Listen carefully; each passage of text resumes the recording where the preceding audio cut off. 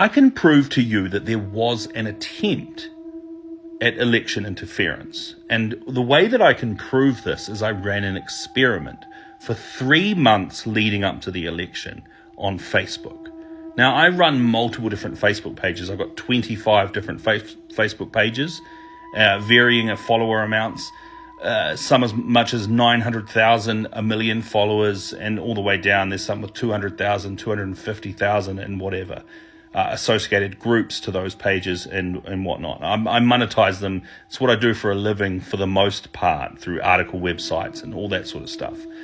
But what I decided to do was, with a left-wing page that had a similar amount to a right-wing page, I decided to make them left-wing and right-wing pages. So on the left-wing page, obviously, I'm posting things that are left-wing oriented.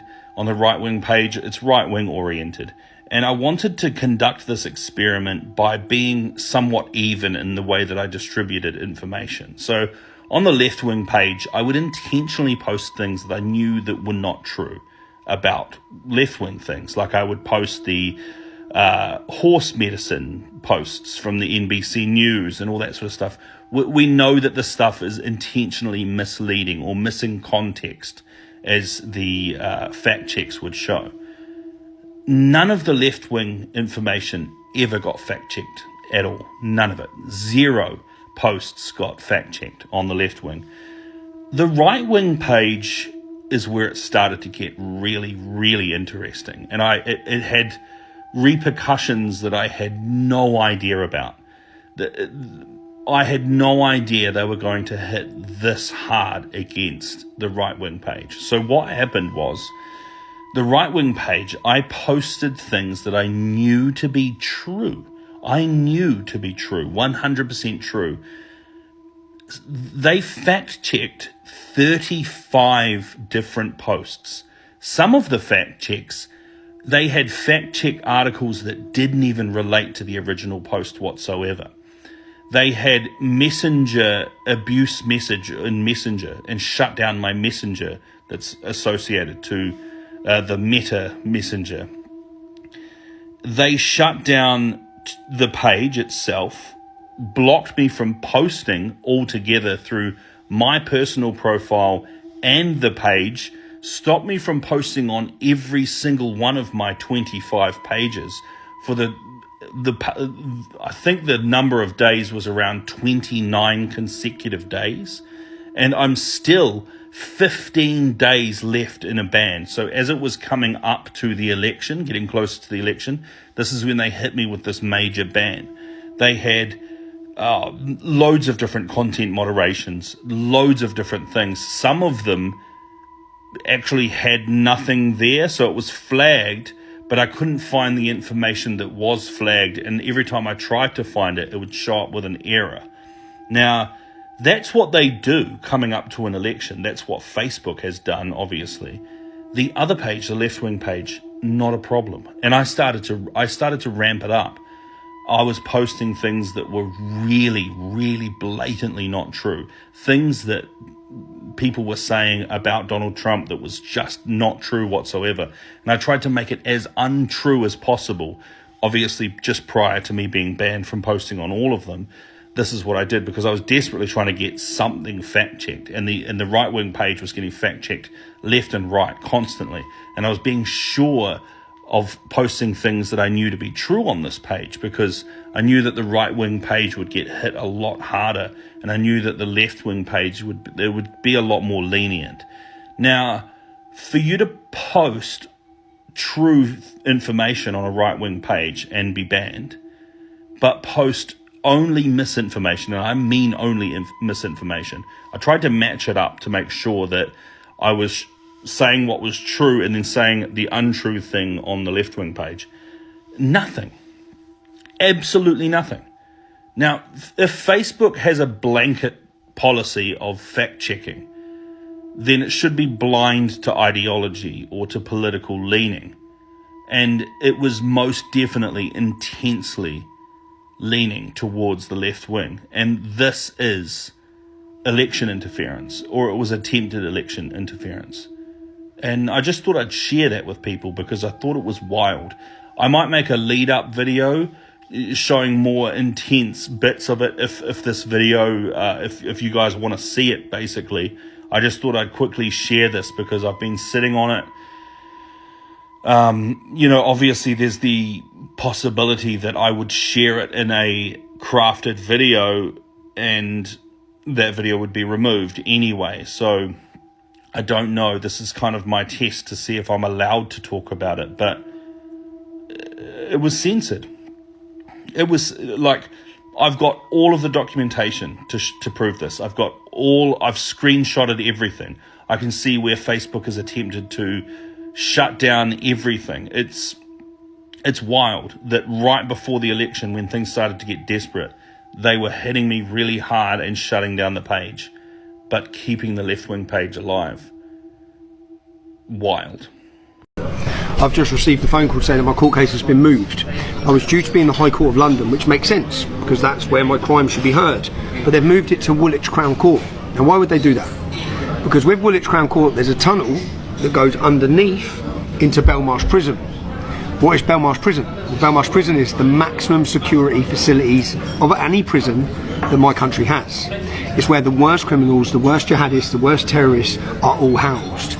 So the decision's already been made that this next Monday or Tuesday, for the crime of showing you a film, the film's in my pinned tweet, for the crime of showing you a documentary that shows you the truth, that shows you witness testimonies, that shows you evidence, which is all the stuff that they tried to hide, I will, by this time next week, I'll be residing on solitary confinement in the most maximum security prison this country has.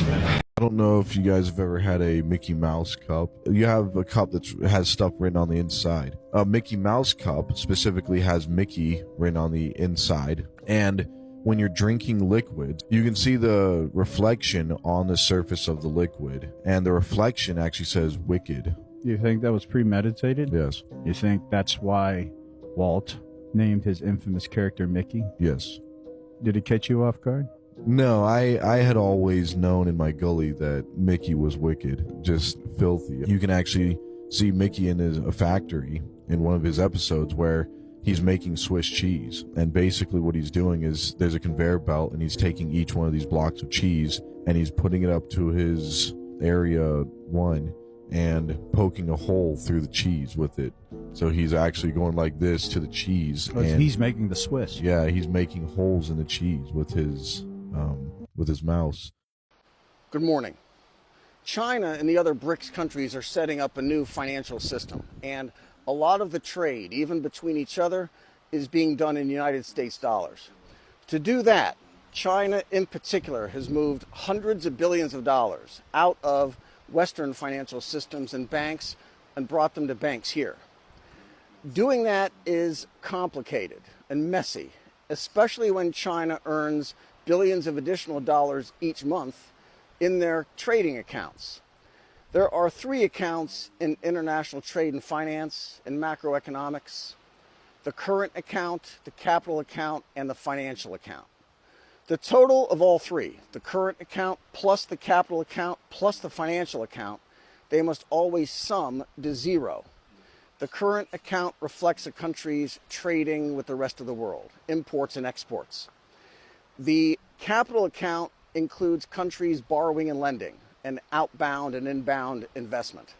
Now, those 2 accounts tend to balance each other out pretty smoothly most of the time.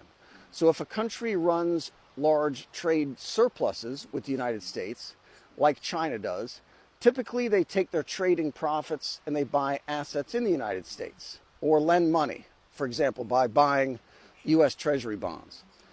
This chart here is a really good illustration of how the current account, the trade, and the capital account, investment and borrowings, tend to almost perfectly mirror each other.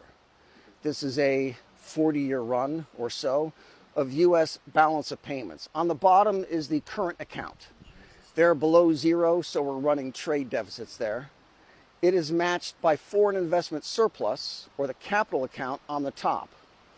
In 2021, the United States ran a trade surplus of about $800 billion, and the United States attracted foreign investment of about $800 billion.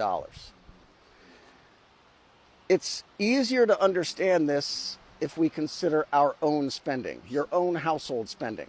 If you earn $100,000 this year and spend $120,000, where did the extra $20,000 come from? You either liquidated an asset, taking $20,000 out of a savings account, for example, or you sold a stock or a car, or you borrowed $20,000. You put it on the credit card. If you flip those around, if you earn $120,000 and spend just $100,000, it means you have a surplus $20,000. And you can buy stocks or another investment, or you can put the money in the bank, effectively lending that money at interest. This is the same but for the whole economy and for every country. Now this chart runs through the end of 2021 because in 2022, everything started to go off the rails. Remember, there are actually three accounts: the current account, capital account, and financial account, and they have to add up to zero.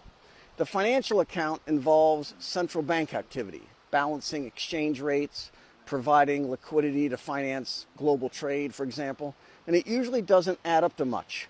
But lately it's adding up to a lot, and China's the reason why. China runs massive trade surpluses with the United States, about $1 billion a day. Macroeconomic theory and history says that most of that would be invested back into the United States. China would open a factory, for example, or they would put it into American banks, lending it at interest, or they would buy treasury bonds. But the opposite is happening.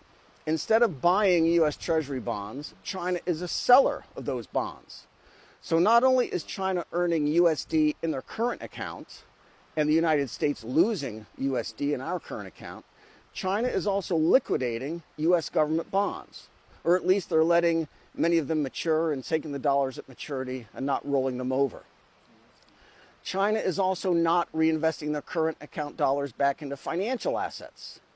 China put in less than $5 billion in 2022, down from $46 billion in 2016. What's more, Chinese companies in the United States are laying off and selling off assets there. FDI was already in steep decline, and going from 2021 to 2022, it fell by more than half. Looking at 21-22 on these two charts, completed Chinese foreign direct investment and first-year FDI expenses, across all countries, China is behind Spain and Norway, even Qatar. And remember, of all these countries, it's China that has the largest trading surpluses with the United States. They have to put all those dollars to work somewhere, and it's not going into U.S. bonds, and China's not putting it to work in foreign direct investment in the United States. And here's where things get really funky. China's global investment is rising dramatically. It rose sharply in the first 6 months of 2023, just not to the United States. Here's a chart of the 5-year current account between the U.S. and China. The trade deficit for the United States with China hit a 2-year high in July, $27 billion for the month, nearly $1 billion a day. That red line going across the top means that since September of 2022, the United States sends $20 to $25 billion in USD to China, who is again not using that money to buy bonds, but they're selling them, and they're not investing in FDI in the United States, but they're doing so in lots of other places. Those dollars have to go somewhere, and China is moving them out of the United States and banks there, and lending those same USD instead to their trading partners around the world. It's a double whammy for the United States. These dollars are actually loans to United States taxpayers. We have to pay back with interest. But those same dollars are also being used in a new financial system, generating billions of dollars in economic activity that are benefiting China and the other BRICS countries. Chinese regulators and central bankers do have a problem, though, in that it's not easy to move all that money around without U.S. officials wondering where it went. Here's Bloomberg and an analysis by Brad Setzer, who's a former official at Treasury. He's looking at two sets of data from China. One is from their Customs Administration. That's the current account. calculating imports and exports. The other is from SAFE, the State Administration of Foreign Exchange. That's their financial account. And the numbers are not even close. And they started to blow wide open in 2022. China's trading surplus shown in the balance of payments data is far below what the customs numbers are. In quarter two, the difference between the two is about $87 billion. It's running $150 billion for the first 6 months. And the cumulative external surplus is about $700 billion or so. China's SAFE explains that they have adjusted the numbers and reported them differently. There's a lot of trade outbound, free trade zones in China. And there is also an adjustment for Chinese factories operating abroad, like in Mexico and Vietnam. But those would also necessitate recording capital flows elsewhere. And those aren't showing up either, according to Setzer. And so he's saying that China needs to provide more information about investment income on foreign direct investments, bonds, and bank loans. Back to the chart again, SAFE's balance of payments historically runs a little bit higher than China's customs because China does maintain a tight trading band of their currency, the renminbi, against the US dollar. And that keeps them busy. But now it's flipped the other way. And what Setzer is saying here is that China has $700 billion more than China is admitting that they have. We know that China's got the $700 billion because the dollars left the United States and never came back. And it's growing. Every day, China runs another billion-dollar trading surplus or has another tranche of U.S. Treasury bonds mature and they collect the face value of those bonds. It's $700 billion now and rising. This trend keeps up, and by Halloween next year, the pile will be $1 trillion, $1,100 billion. The economic sanctions on Russia in 2022, and especially seizing Russian reserves held in Western banks, convulsed the financial systems in a lot of ways, including this one. The BRICS countries love dollars, and we love giving them our dollars. What they hate now is our banks and the risks of keeping their dollars in our banks. So when you hear about doing away with the dollar in international trade, just ignore it. That's not happening. The BRICS countries love our dollars. The Chinese love our dollars. China loves our dollars so much they bring them here so they can hold them in their own Chinese banks. They love dollars so much they're selling U.S. bonds, selling their companies in the United States and laying off workers there just so they can bring those dollars back to China too. China loves our dollars so much they have a mountain of our dollars, $700 billion high and growing. And they threw a blanket over it and they hope that we forget that it's there. This is Yangzhou in Jiangsu province. Be good.